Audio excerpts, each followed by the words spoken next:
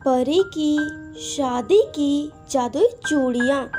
Hello दोस्तों, आज जो मैं आपको कहानी सुनाने जा रही हूँ ये कहानी है परी की शादी की जादुई चूड़ियों की कहानी। तो चलिए दोस्तों, कहानी की शुरुआत करते हैं। शनाया परी अपनी माँ के साथ रहती थी। उसकी माँ कुछ दिनों के लिए शहर में उसकी शादी के लिए लड़का देखने के लिए गई हुई थी और शनाया परी घर पर अकेली थी। उसे घर में बिल्कुल अच्छा नहीं लग रहा था, इसीलिए उसने सोचा क्यों न मैं कुछ देर जंगल में जाकर टहल कर आऊं, मुझे अच्छा भी लगेगा और माँ भी कुछ दिनों बाद वापस आएंगी। ये सोचकर शनाया परी जंगल की तरफ निकल जाती है और कुछ ही देर में जंगल में पहुंच जाती है। वहाँ उसे बहुत ही अच्छा लग रहा था। इसी तरह से अब हर रोज शनाया परी जंगल में टहलने के लिए जाने लगी। फिर एक दिन जब वह एक नदी के किनारे बैठी हुई थी, तभी उसे वहीं पर चूड़ियाँ पड़ी हुई दिखाई देती हैं। अरे ये क्या, ये तो कितनी अच्छी चूड़ियाँ हैं, पर ये यहाँ कैसे? कोई इन्हें कैसे यहाँ डाल सकता है? क्यों न मैं इन्हें घर लेकर जाऊँ, ये ठीक रहेगा। ये सोचकर शनाया परी उन चूड़ियों को उठा लेती है और उन्हें लेकर अपने घर पहुंच जाती है। तब तक उसकी माँ भी घर पे आ चुकी थी। बेटी तुम कहाँ थी? वो मामू जी घर में अच्छा नहीं लग रहा था, इसीलिए मैं बाहर टहलने के लिए गई थी। वो सब छोड़ो, तुम्हें पता है मेरे साथ क्या हुआ? जब मैं शहर जा रही थी तो रास्ते में कुछ चोरों ने मुझे पकड़ लिया और सारे पैसे भी छीन लिए जो बैंक में जमा करने थे। फिर जब मैं उन लोगों के घर पर गई, उनके घर जाकर सारी बात बताई, तो वो लोग बोले कि मैं झूठ बोल रही हूँ ताकि मुझे दहेज के पैसे न देने पड़े, और उन्होंने रिश्ता तोड़ दिया। माँ आप चिंता मत कीजिए, भगवान जी हमारी मदद जरूर करेंगे। आप जाकर आराम कीजिए, मैं अपने कमरे में जा रही हूँ। शनाया परी अपने कमरे में चली जाती है। ये किसकी चूड़ियाँ हो सकती है, कुछ समझ नहीं आ रहा है। तब भी अचानक वहाँ अजीब सा प्रकाश होता है और वे चूड़ियाँ जादुई चूड़ियों के रूप में बदल जाती हैं। इतना सोचो मत, मैं बताती हूँ कि मैं कौन हूँ। मैं जादुई चूड़ी हूँ और तुम्हारी मदद करने के लिए भगवान जी ने मुझे यहाँ भेजा है। मुझे सब पता है कि तुम्हारी माँ के सारे पैसे चोरों ने छीन लिए हैं। मैं वो सब वापस ला दूंगी और फिर तुम्हारी शादी तय हो जाएगी। क्या सच में ऐसा हो सकता है? हाँ क्यों नहीं। वे जादुई चूड़ियाँ अपनी जादुई शक्ति से शनाया परी के पैसे वापस ला देती हैं। आपका धन्यवाद मेरी मदद करने के लिए। मुझे तो ये सब एक सपना ही लग रहा है, ये सच है और मुझे अब जाना होगा। ये कहते ही वे जादुई चूड़ियाँ वहाँ से गायब हो जाती हैं। शनाया परी सब कुछ वापस पाकर बहुत ही खुश होती है। अगर आपको ये कहानी अच्छी लगी हो तो वीडियो को लाइक करें और चैनल को सब्सक्राइब भी कर लें।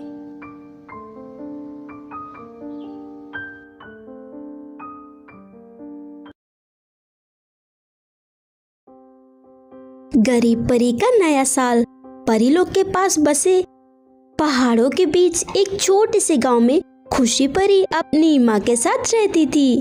उसने अपने घर के बाहर कपड़ों की एक छोटी सी दुकान लगा रखी थी, क्योंकि वह दोनों बहुत ही गरीब थी और खुशी परी ने दुकान के लिए भी पैसे उधार लिए थे, जो कि उसे सिर्फ एक ही महीने में लौटाने थे और नए साल में बस 2 महीने ही बाकी थे। कुछ दिनों तक तो खुशी परी की दुकान ठीक से चल रही थी, पर धीरे धीरे उसकी दुकान पर ग्राहक आना बंद हो जाते हैं। माँ ये सब क्या हो रहा है? अब तक तो सब ठीक चल रहा था, फिर अब अचानक सारे ग्राहक आना बंद क्यों हो गए? मुझे पता है, क्योंकि नया साल आने वाला है, इसीलिए बड़ी दुकानों के लोग डिस्काउंट वगैरह सब देते हैं, तो इसीलिए सारे ग्राहक वहीं जाते हैं। हम गरीबों के साथ ही ऐसा क्यों होता है? हमारे पास सिर्फ 15 दिन ही बचे हैं कर्जा वापस करने के लिए, जो हमने उधार लिया था। अब हम कैसे चुकाएंगे?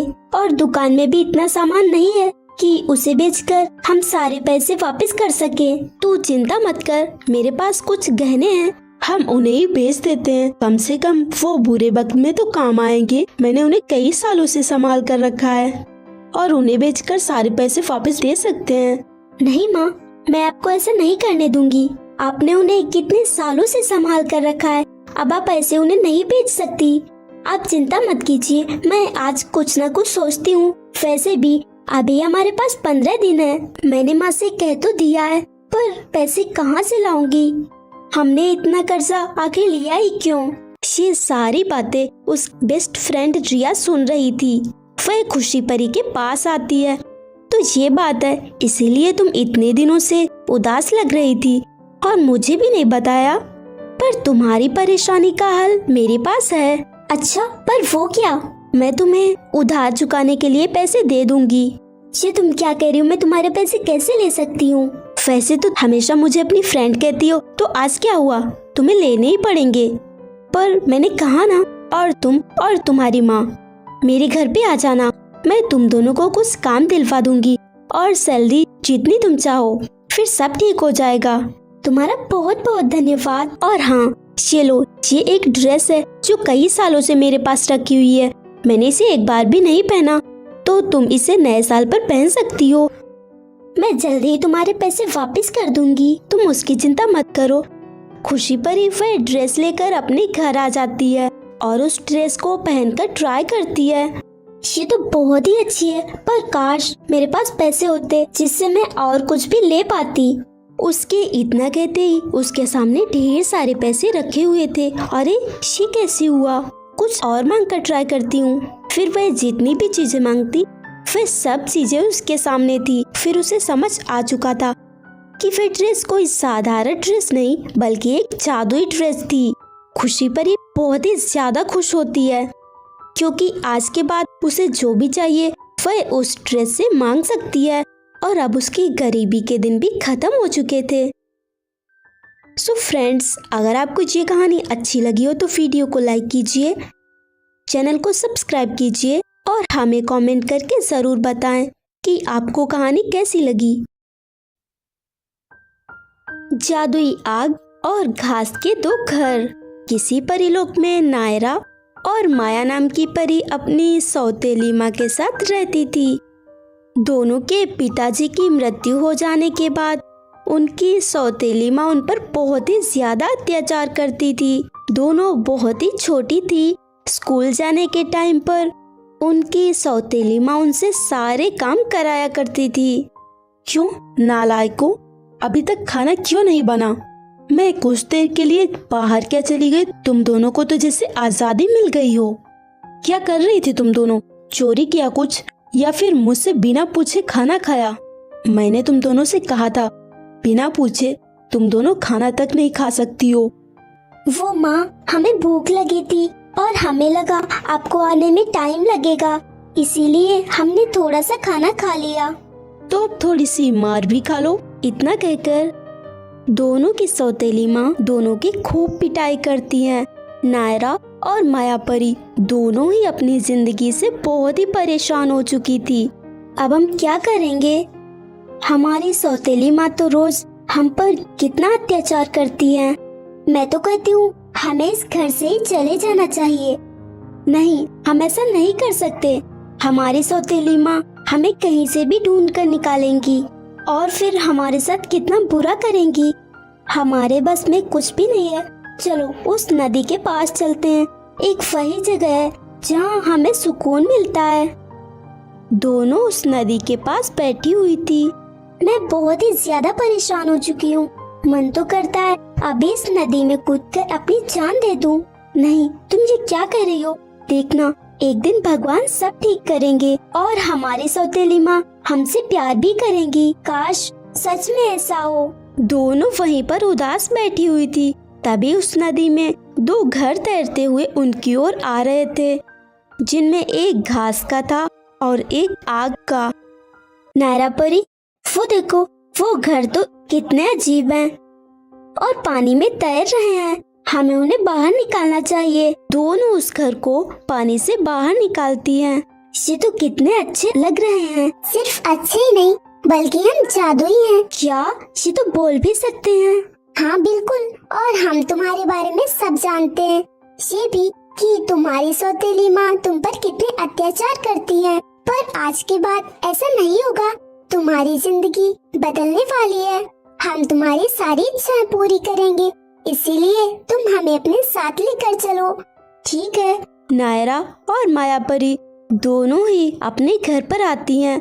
दोनों की सौतेली माँ उन घरों के बारे में उनसे पूछती हैं, तो दोनों पिटाई के डर से सारी सच्चाई बता देती हैं और दोनों अपने कमरे में जाने लगती हैं। रुको, तुम दोनों इन दोनों घरों को मेरे हवाले कर दो। नहीं माँ, हम ये आपको नहीं दे सकते। अच्छा, बहुत ही जुबान चलने लगी है ना आजकल। तुम दोनों में इतनी हिम्मत कहाँ से आ गई? मुझसे जुबान लड़ाओगी? अगर अपनी अच्छाई चाहती हो तो चुपचाप ये मुझे दे दो। नायरा परी जैसे ही आग वाला घर अपनी सौतेली माँ के हाथ में पकड़ाती है, तभी उनकी सौतेली माँ जलने लगती है। अरे नहीं, ये क्या हो रहा है? ये आग कैसे लगी? कोई बचाओ मुझे। जादूगर, प्लीज प्लीज मेरी माँ को ठीक कर दो। लेकिन ये तो मैंने कहा ना ठीक कर दो। तो वह जादुई घर दोनों की सौतेली माँ को ठीक कर देता है। तुम दोनों मुझे माफ कर दो, मुझसे बहुत बड़ी गलती हो गई। तुम्हारे मम्मी पापा की मौत के बाद जहाँ मुझे तुम्हारा ख्याल रखना चाहिए था, वहीं मैंने तुम पर अत्याचार किए। प्लीज मुझे माफ कर दो। पर आज के बाद मैं तुम दोनों से सगी माँ से भी बढ़कर प्यार करूंगी। उस दिन से दोनों की सौतेली माँ दोनों से बिल्कुल सगी बेटियों जैसा प्यार करने लगती हैं। सो फ्रेंड्स, अगर आपको ये कहानी अच्छी लगी हो तो वीडियो को लाइक कीजिए, चैनल को सब्सक्राइब कीजिए और हमें कमेंट करके ज़रूर बताएं कि आपको कहानी कैसी लगी।